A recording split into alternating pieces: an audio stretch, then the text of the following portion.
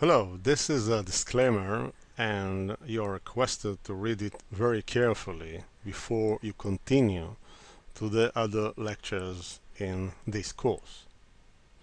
All materials provided in this course are for educational purposes only.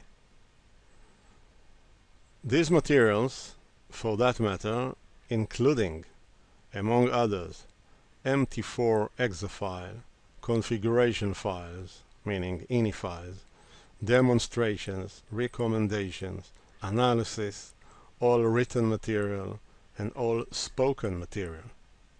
Should you decide to apply the methods and tools contained in this course to a real account and trade with real money, you take full responsibility for any negative outcome of such trades.